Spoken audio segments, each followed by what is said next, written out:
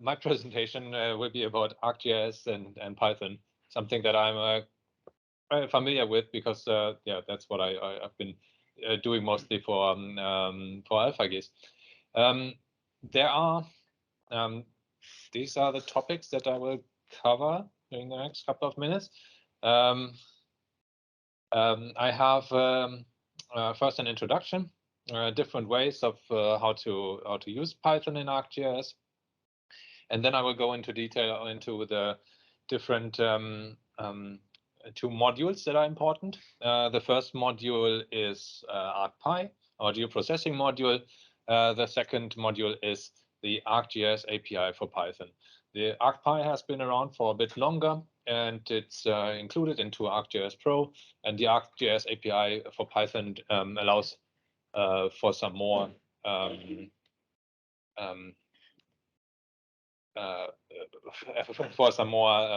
functionalities regarding ArcGIS Online and ArcGIS Portal. Okay, first, there are different ways on how you can access ArcGIS, Python in ArcGIS. First is within ArcGIS Pro. Then quite recently, also the functionality came that you can open up notebooks in ArcGIS Pro and ArcGIS Online. And of course, you can get all of the functionality also through your integrated developing engine. So if you use PyCharm, VS Code, and so on, you can access it also through there. I will show you how you can do this in ArcGIS. So I have here my ArcGIS project. I will make my screen a bit larger so that everyone can see something. I have here my ArcGIS project. It shows a track from a ferry that is going from Tallinn to Helsinki that I have here in my table of contents. And most of you that have been working with ArcGIS Pro already are familiar also with all the geoprocessing tools that you have access to. If you go on the geoprocessing tab, and then onto your toolboxes, you will find all of these different tools that you can use within ArcGIS Pro. And one of these tools, for example, that will always be used for this kind of demonstration. So, for example, is this buffer tool. Buffer tool creates buffers around my input features. So let's say I will use this this ferry box track. I would like to create, I will define the output feature class, and then I have to define a distance value. So for example, I would like to create buffers in a distance of 1 kilometer. I will leave the default parameters, the rest of the default parameters, and then I can run my buffer tool. Once it's done, I can see my results on my map. I can see that around every point that I had here, a buffer has been created. So how can I use this now with Python? So you can do the same thing, not only by using your geoprocessing tool out of the geoprocessing toolboxes, by selecting that and filling out the graphical user interface and clicking run. But there's also an option to run these as a Python command. And I can do this here when I go into my history of geoprocessing tools that I've run. And I can go here to copy Python command. And under my analysis tab, I will also find an option to run Python within my ArcGIS Pro.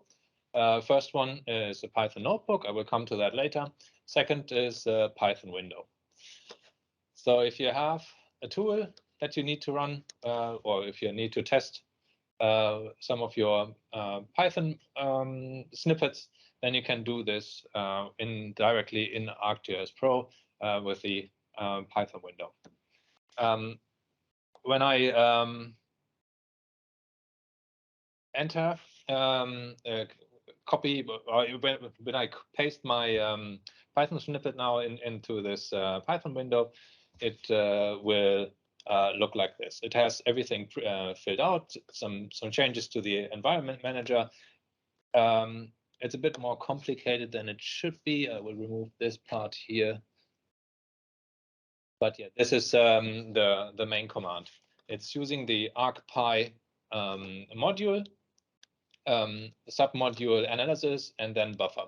It takes as an input our fairybox track that we have in the table of contents, and then it writes to this output here.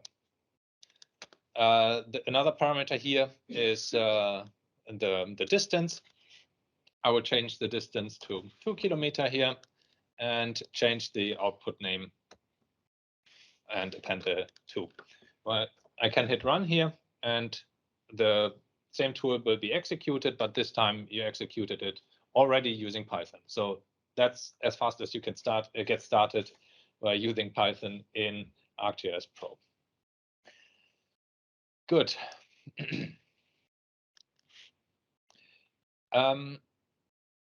Next, this is one option, directly using the Python window, but we can also do this with notebooks. You can, I have already created a notebook for our workshop here. And in this one, I created some, a bit of text. So these notebooks are like a mixture of explainable text and code, Python code that you can run. So I have some text here where I describe a bit what ArcPy is, the ArcPy module, and how you can use it. I have to import my ArcPy module when I'm running it in a notebook, especially if it's a notebook that is externally run. I need to import my module, and then I can also run my code from here. Same thing here. I can append another value here, change my parameters a bit, and run this one code cell here, and it will tell me that it succeeded after a couple of seconds. And when I look back into my map, into my table of contents, I will find now fairybox buffer, the first one that I created, second one, and the third one. Let's remove these again.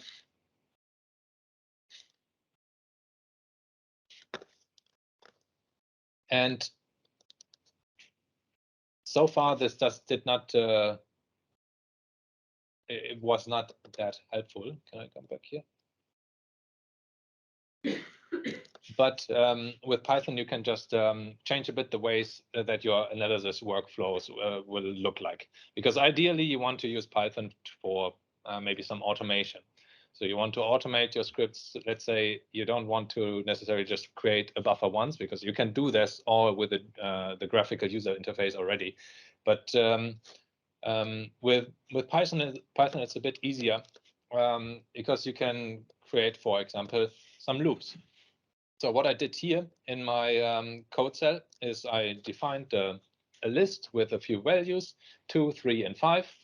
And then I am I'm looping through these values that I have defined in my variable distances. And I'm calling the same buffer function from the ArcPy module, submodule analysis buffer. I have my input, my output, and my distance parameters set up here.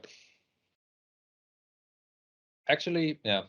And when I run this, it will loop through these values in the box, in the list, and create my outputs, as you can see here in my table of content.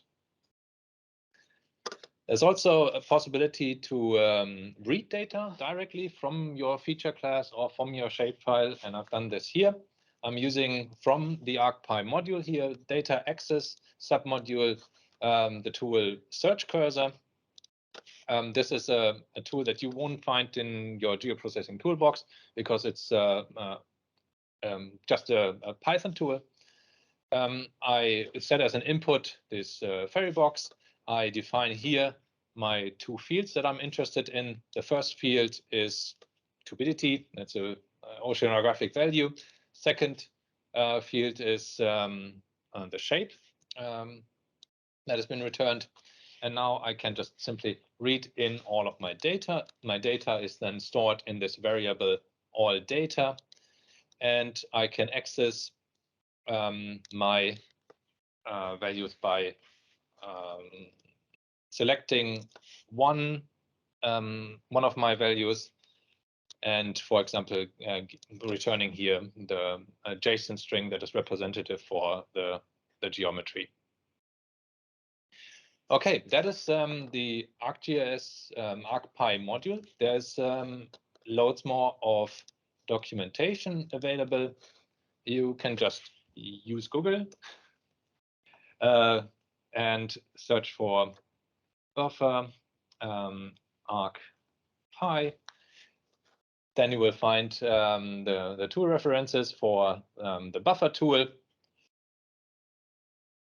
You can you will have a bit of a summary here what this tool does. And when you go down, there's a bit more on the usage, on how to use this. A lot of things I explained here. We are going down and down and down because at some point here you will find more information about the tool's parameters. So when you open the tool in the graphical user interface, as I did before, where is it? Here, you can fill out in all of these things here. Some of them are optional parameters, some of them are mandatory parameters. For example, if I remove here this kilometer value, then it will show me with this asterisk that this is a mandatory parameter and has to be filled out. You can translate all of this parameters here also into Python. So going back to the documentation, first you have the dialog toolbox explanations here, and then you can switch to this other tab, and it will show you how you can use this tool within Python. So you can see here again, ArcPy module, analysis submodule, buffer, the buffer tool, and then the mandatory parameters, in features, out feature class, and the buffer distance. And then there are the optional parameters that you can set or cannot set. When you go down a bit more, then you will also find here some very helpful code samples on how to get you started. So for example, if you have all the data here available, you can just copy this into an empty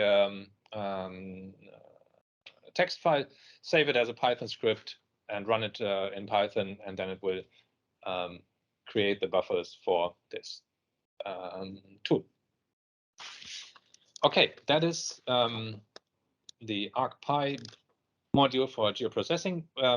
We have also a training class available for this. It's quite intensive. It goes over 3 days, and where you can learn all of this functionalities that you have when you want to use the ArcPy module. Then I will switch back now to my presentation here. Then there is also the ArcGIS API for Python. And the ArcGIS API for Python gives you more functionalities. If you want to work with data that you have local, you can also read in feature classes, shapefiles, and so on that you have locally on your machine.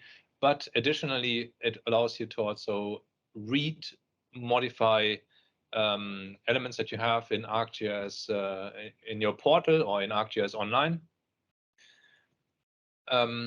More so, there are some submodules that allow you to do, for example, some network analysis, some routing options that will be running online in the cloud, or create some web maps that you can share easily from within Python already.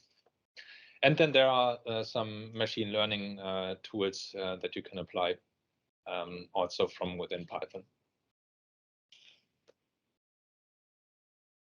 Yeah. I'll go back to my ArcGIS Pro. Let's close this down here.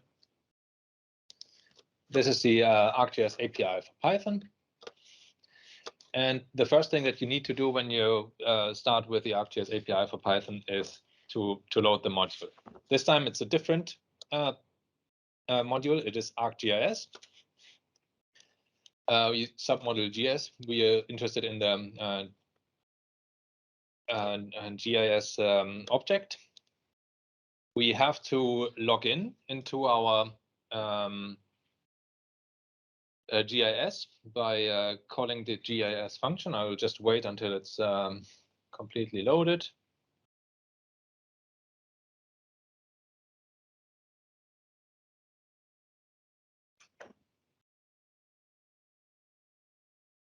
Yeah, it takes a while today, apparently.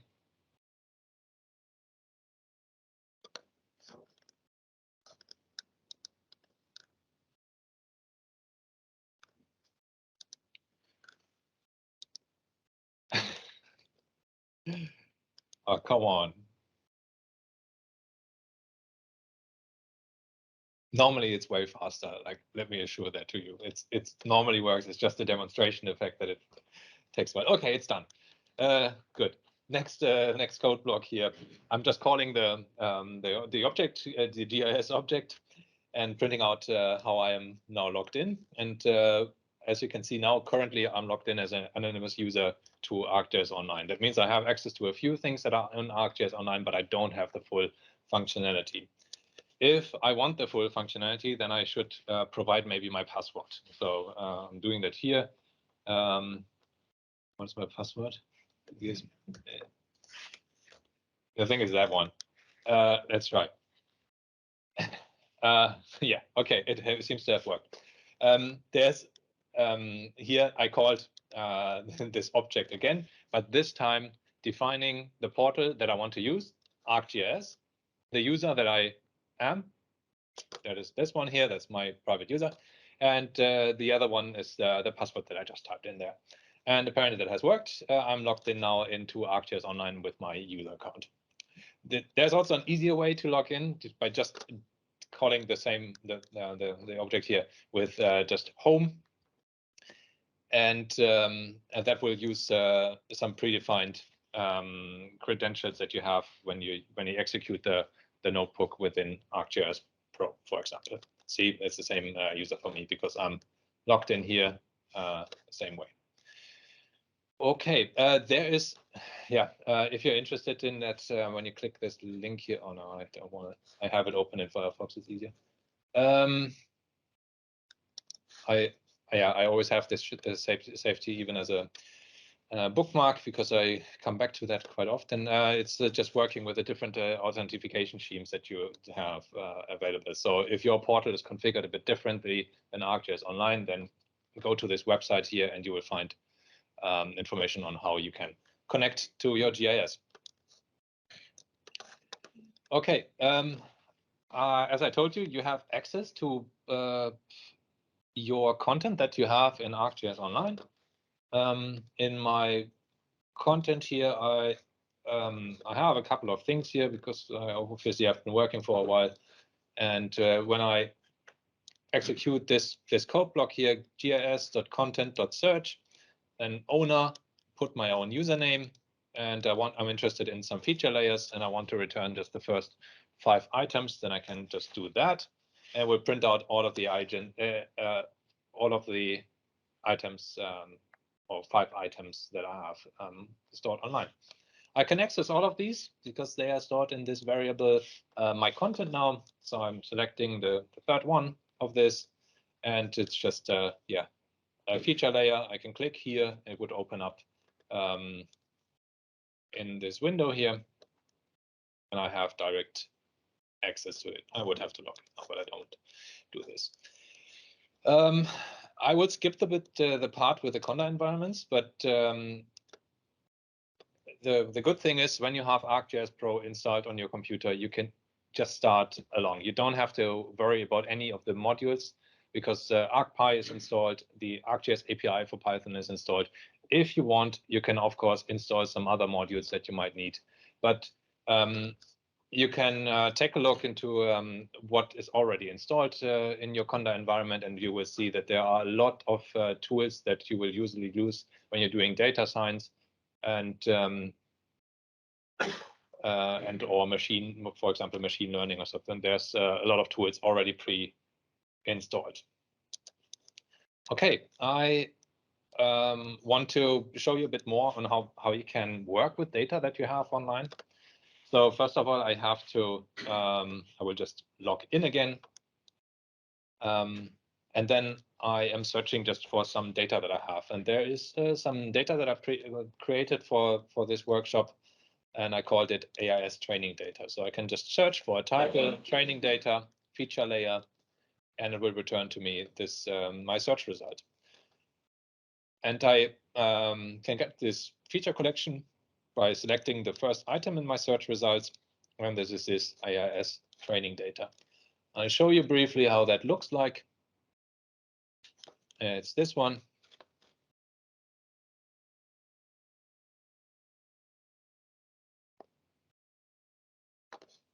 I can open this in Map Viewer. And it's just a subset of AIS data that I have extracted for a few ferries that are traveling in between the islands here, between Tallinn and Helsinki, and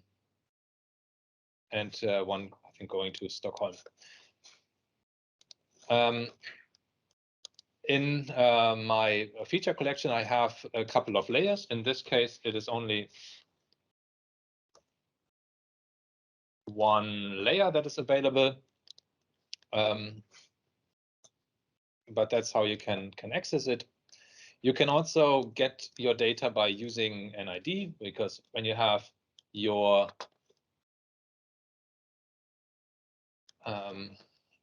feature layer online, hosted feature layer, what you can see always here up there is the ID of your feature layer. So you can just copy this, and within the ArcGIS API for Python, you just enter this here, and that's another way of how you can access your feature layer.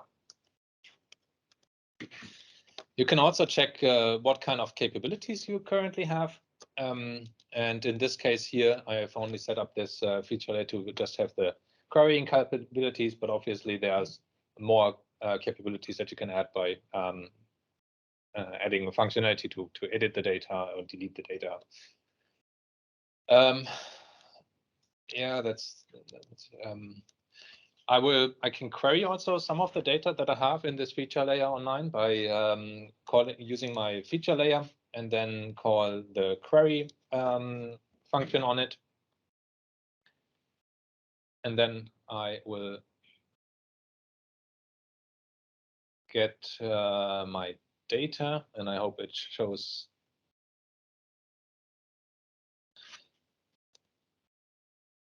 Oh, it's really slow today. Okay, let's skip to the next point. It would look like this. So when you return one of the values from your query, it will give you back a dictionary, which has all of the different values that you have stored in your feature layer. You can query also for a certain parameter. You can define your you can refine your query a bit more by giving it a where clause. So, for example, you're only interested in this ship identifier MMSI and then this number here. When you run this, then this should be way faster, as you can see. So it will only return you the values that I assigned to this ship in particular. I have some more options here. I can also define a date range, for example. So maybe I'm looking for just a specific date range for half an hour in between. Then I can also add a where clause here, giving me just the values in between these two timestamps. Yeah, and I have to execute that.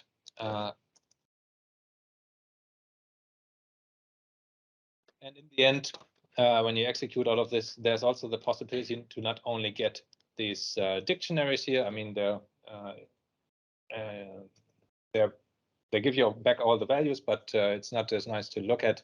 And sometimes it makes, well, not sometimes, it makes sense to use this spatially enabled data frames here. So when you use this SDF attribute from your query, then it will create this spatially enabled data frame for you. Okay, I can open up another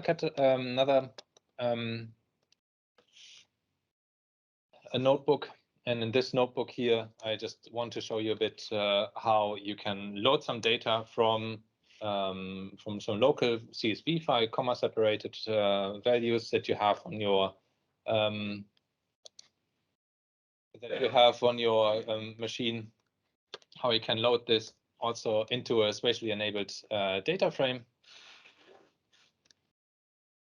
So I have all my data here in this data frame here. I will now I'm adding another column for geometry by defining that the geometry is hidden in the X and Y columns. I can get from my data frame some simple statistics, minimum value, maximum value, or I can select a subset, for example, for a certain ship, for example, this Ottawa ship. And if I would like to show my values, then I can create a map directly inside this ArcGIS notebook. So again, I'm loading this ArcGIS module. I'm logging in by using the credentials that I have stored under this profile name home. Then I will create a map object here, store it in the variable M1. I will give it a location, so it centers on Estonia. I can define here that I want to have certain base map set up. In this case, I am selecting a dark gray base map. And then I can call my spatially enabled data frame, the plot function. I can define what kind of map widget is the target for my plot. I can define different render types. This one here is a heat map, and when I call this, it will take a few seconds, hopefully not too long.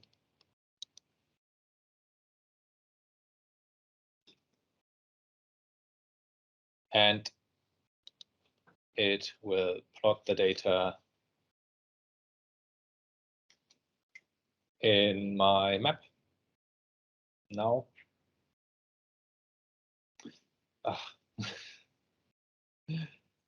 I would be on time if everything would work. Okay, come on. Okay, it seems to have run. It gives me back true, and now I'm just waiting for the visualization. I mean, in the end, there's still like 80,000 data points that I'm visualizing in this map, so it takes a bit. But yeah, what you can see here is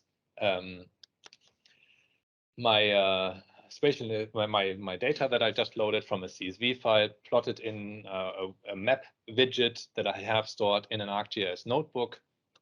I can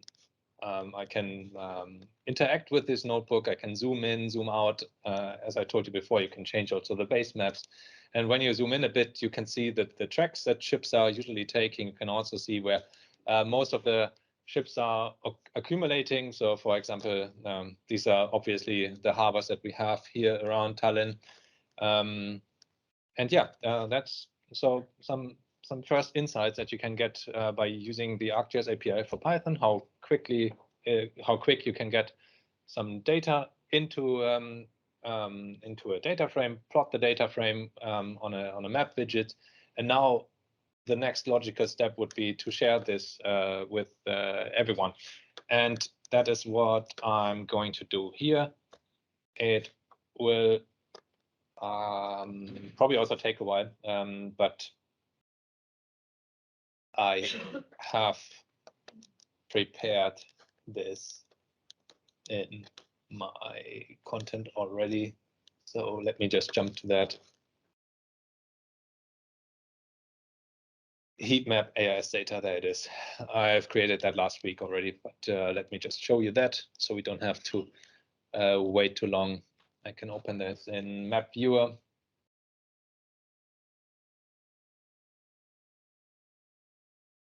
And it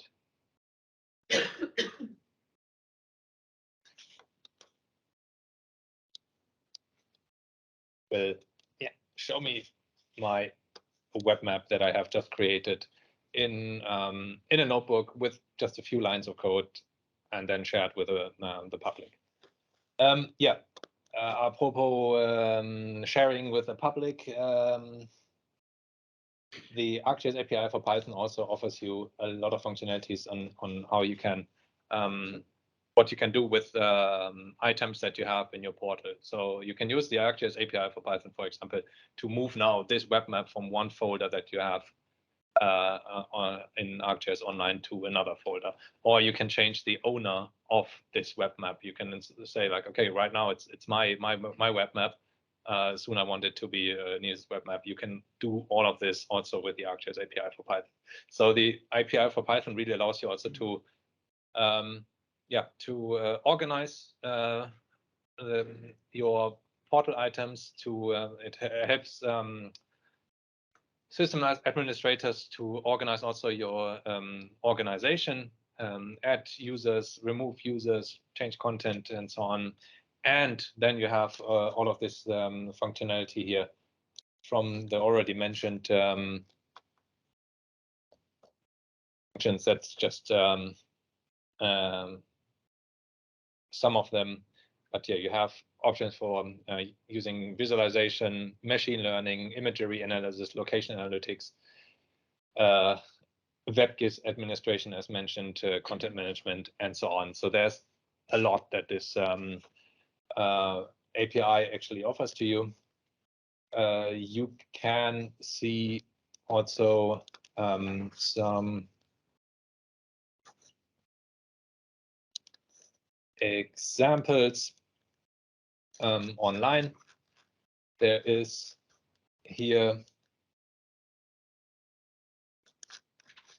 when you go to developers.arcgis.com /Python/sample notebooks, you can download I think almost a gigabyte full of sample notebooks that give you a bit more detailed view of what you can actually achieve with this ArcGIS API for Python. Obviously, in 40 minutes, you can only scratch a bit on the surface there. So yeah, I would start basically from there and then browse through the different categories here. Maybe you're a power user, maybe you're an organization administrator, maybe you're a GIS analyst. And as you can see, there's like a lot of different notebooks that will explain you a bit further how you can work with the ArcGIS API for Python. Okay, and that's what is. I will finish here now.